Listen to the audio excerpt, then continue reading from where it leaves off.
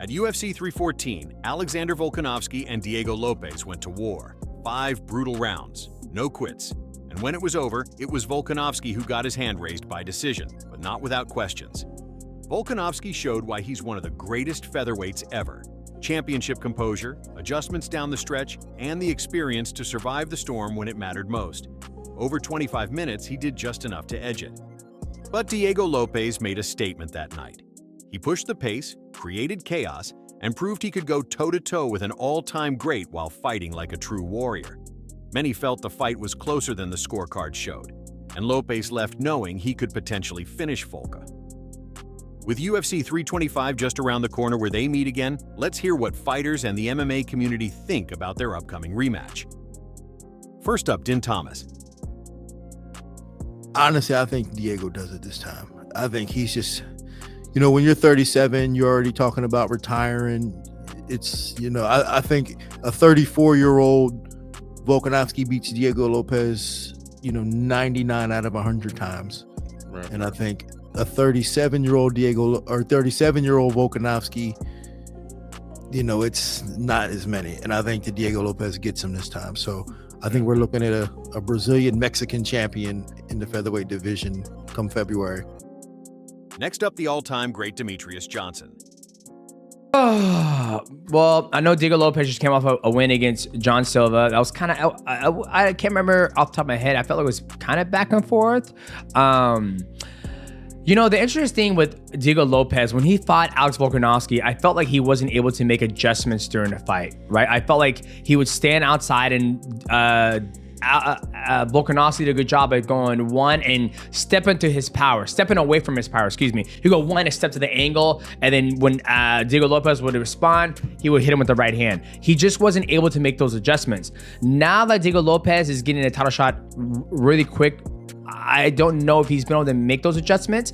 Diego Lopes has an amazing jiu-jitsu background where I've never seen him he typically likes to stand and bang, where it's like, give me a 1-2, boom, double leg takedown. Then the guy's on the... Oh, you want to see more jiu-jitsu? Well, he's got a... Have you seen him grapple before? Yeah, of course. It's fucking great. It's like, that can give him a leg up on Alexander Volkanovski just because you're taking that fight somewhere else. But I just don't know how is he going to... If Diego Lopes doesn't adjust to Alex Volkanovski, I feel like he will lose again. But he did drop Alex Volkanovski in that first fight. He's got heavy hands. He's got heavy hands. I just think his heavy hands would be more appreciated if he uses wrestling because it gives the athlete something else to have to look at. Khalil Roundtree. I love Diego. I love his energy. I think as a young guy in the sport, he's doing great things. I like his character. I like his personality. But the same thing with Volk, man. He's so great at what he does, and he's been here.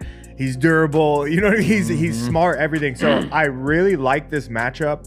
I'm rooting for Diego. I would love to see Diego come in and do what we're talking about now. I'd love to see him come in, make the proper adjustments, come in happy, and you know what I mean, and beat Volk. But I can't necessarily guarantee it. I can't say yeah, Diego's gonna go in there and get the job done.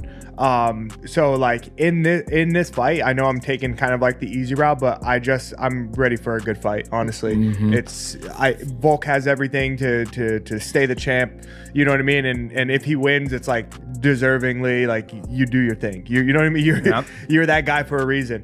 But the same thing with Diego. If he makes the adjustments, if he comes in happy, if he wins this fight, then I'm happy for him. You know what I mean? It's good job. So I really don't know who wins this one, honestly. Colby Covington. My opinion, that first fight was very close. I watched it front row, and Diego was able to land a big shot and kind of wobble Volkanovski, but Volkanovski was able to nullify him with low kicks and good footwork and just outpointing him. But that was a close fight. I think he won by 1 or 2 rounds. It was a very close fight. And the way he Diego came back the next fight and knocked out Gene Silva. That was impressive. He deserved to get a title shot. And he's got a big name. He's got a big following. So there's no one else more deserving. The guys below him are nobodies and they don't do anything. So I think the fight makes sense. For the fight, I don't know, dude. Volkanovski has done amazing things. He's won the title. He's defended it. But dude, he's at the end, Dennis, and you know, not to downplay your boy and your Australian champion, but you know, he's at the end of the road, man. I don't know how many fights he has left. This could be his last fight. If I was putting money on it, and I could bet, honestly, the safe money would be with Diego Lopes. I think he gets it done. Aljamain Sterling. I hope Volk wins. I'm gonna make sure I say that. But part of me feels like Diego did have a moment or two where he was able to crack Volk. Volk's chin is not what it used to be, so I'm gonna say his durability is definitely not the same with those two big, brutal knockouts back to back. So with that said, you get past a dangerous, heavy-handed striker the first time. Yeah, you definitely won pretty convincingly, pretty dominantly, but now you got to take that puncher's chance with this guy again for another 25 minutes, and I kind of lean towards Diego getting the upset. But kudos to him, you know, he just taking what the UFC gave him, but it just sucks because that's not the fight to make. And if I'm Volk, I'm surprised he didn't give a little more pushback on it. And I know he's whoever, anytime, anywhere, kind of a guy. But I mean, at this point, I would imagine if I were him, I would be fighting for like the remains of my legacy. I would want to get something that's going to mean something. Not just say I'm taking another risky fight. At that point, just fight Gene Silva coming off of a loss. Corey Sandhagen.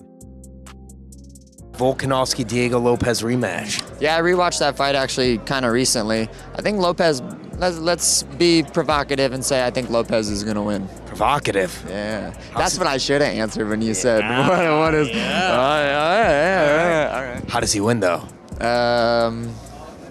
Let's be more provocative and say knockout. Knockout. Oh, yeah. So with UFC 325 just around the corner, who do you think gets their hand raised?